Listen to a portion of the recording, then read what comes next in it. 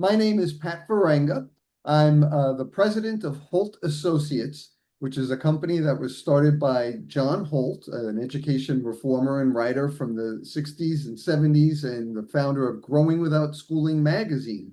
After John's efforts to reform schools, with his books How Children Learn, How Children Fail, he said schools don't want to change, and so he said teach them yourself, and he started the magazine Growing Without Schooling. He wrote a book called Teach Your Own in 1981. He started GWS in 1977. And when John died in 1984, I took over the company. He left it to me, and I've been continuing it. I published the magazine until 2001. There are 143 issues of Growing Without Schooling out there. I've revised Teach Your Own twice. It's been in print continuously since it came out in 1981. The most recent revision was in 2022, just during the Post-pandemic, right? Yeah. yeah. That leads me to my very first question for you, Pat, which is looking at where we are in the world now around the things that you and John were most passionate about. I'm calling it unconventional schooling, for lack of a better umbrella term. What do Mhm. you see the current trends being? And if you can imagine what John Holt would say if he could get a look at what things are today. Sure.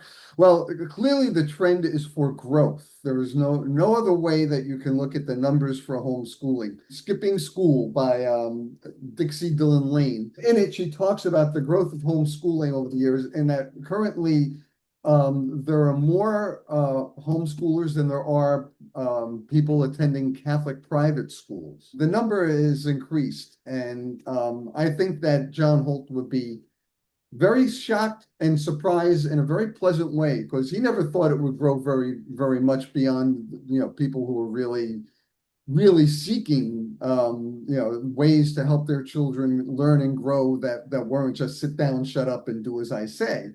And I think the pandemic showed, by parents watching their children do school at home, and that's what really angered me during the pandemic, because a lot of people call that homeschooling, and it wasn't homeschooling. That's not what homeschoolers do. Even if they have a curriculum at home, they're spending 2 or 3 hours a day on it. That's it. Their kids are doing other things. Their families are doing other things.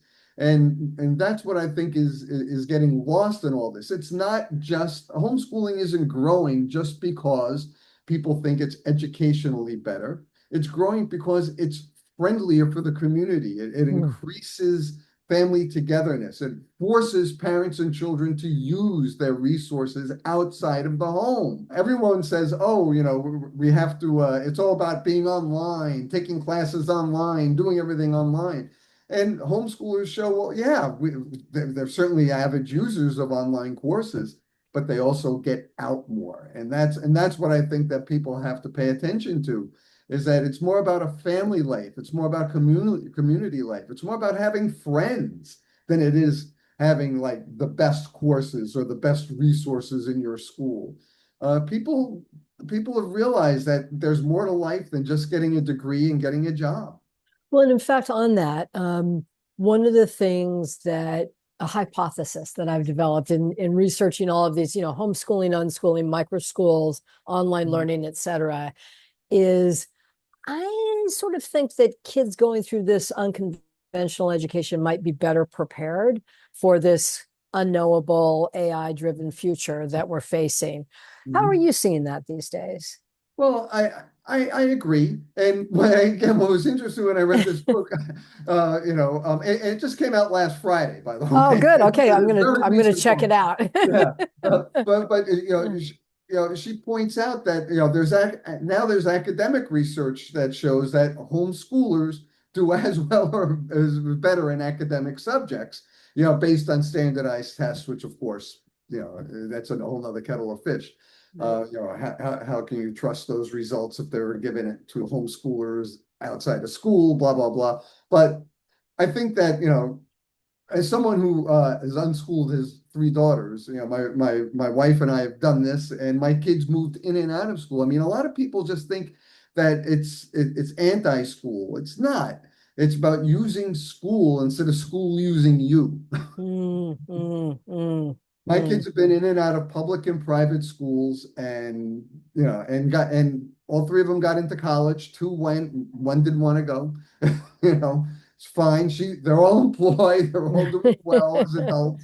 They're all in their 30s. Actually, my oldest just had a first child, so now Oh, I'm a happy granddad. grandpa. Thank you. And interestingly, my daughter who gave birth, Lauren, she has her MSW in social work from University of San Diego, and she gave up. She doesn't do anything with social work anymore. She's a yoga instructor. She Uh, now runs two yoga studios. So this whole idea that we have to go to school in order to get good work, I mean, we have to rethink this. It wasn't that way before school, and it doesn't have to be that way after. So I know you hear from parents all the time in your speaking work that you do, as well as your, sort of keeping the flame alive from John Holt, reissuing Growing Without Schooling, by the way, which I read every single issue and all three volumes of that, and it was incredibly inspiring. What do you say to parents who come to you and say, I'm really intrigued by this idea of homeschooling, unschooling, unconventional forms. What do I do? How do I get started? What do you tell them? Very often they've read something or they heard something, and some sort of celebrity story, something like that. So I tell find homeschoolers, find people who are doing homeschooling or unschooling, whatever you want to call it, whatever you're interested in, and speak with them, meet their children. Go to, there are homeschooling support groups. Some are very small and local, others are statewide and have like annual conventions. Go to them, meet, see what it's like. I mean, they don't have three heads, and they're not all just, stay-at-home homebodies, at all. The first thing is to get out there and meet and see what the options are, and then realize that it's going to be different for each child that you have. Homeschooling, each one of my daughters was a completely different experience because they're different people, different interests. And my youngest, she became a junior black belt when she was 11, and she wanted to study karate, right? But my middle daughter, she was completely into tap dancing, and it all worked. It's great, Right. and it all helped them, develop into people, adults who are holding down jobs or enjoying life. So looking into the future a little bit, now that you're a grandfather, I'm sure it's on your Mhm. mind a lot, as if it Yeah, weren't before. What gives you sort of the greatest hope in this area, and what concerns you the most? I think the greatest hope is that I think more and more people are realizing that you don't have to go to school in order to grow. That you will grow and learn regardless of whether you're in school or not. And that once parents sort of break that idea that they have to have their child in a 9 to 5 or 9 to 3 classes all the time, otherwise, then it opens up all these other possibilities, and you start to realize, oh, if my kid, wants to do nature walks or get involved with the scouts, these are very valuable things. If they want to play music, if they want to practice music all day, what's the problem? You know, I mean, you learn to read and socialize and do that, through all these things. It's not just through school. So, that's what gives me hope is that as more families do it, they're coming to the realization they don't like to call themselves unschoolers because people think, oh, that just means you're anti-school.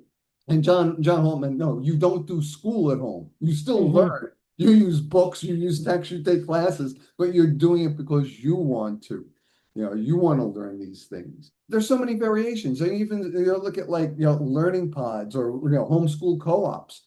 I mean, they're formal. I mean, homeschooling co-ops have been around since at least the 1990s, where and I go back to the 1970s with homeschooling. So as much as people like to say it's an anti-social movement, it's not. You talk to homeschoolers, what's their big concern? Finding friends for my kids. What's their concern? Finding friends for themselves. Because Right, right, right. if their kid doesn't go to school, suddenly they're shunned. Mhm.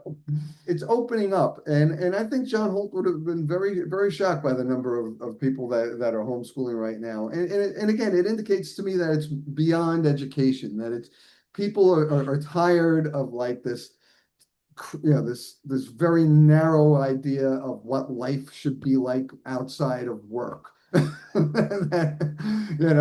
Well, what worries me is the backlash. There's always the Mm, backlash, when things grow. In 2024, the Catholic Diocese of San Diego banned homeschoolers from using its facilities. If they rented it, they could, but Catholic homeschoolers couldn't use like the gym or stuff like that, even though they're a member of that parish. So there's that backlash, but then of course there's even stronger backlash, which we see in countries like Germany, which have banned homeschooling. There is this idea that the only way you're going to turn into a good person or a well-rounded individual, you got to go to school, and you could go in and out of school. In fact, I would like to see us view school as something that you could use throughout your life, mm. instead of like as soon as you're done, you're like, I never want to go back in that building Right, again. right, right.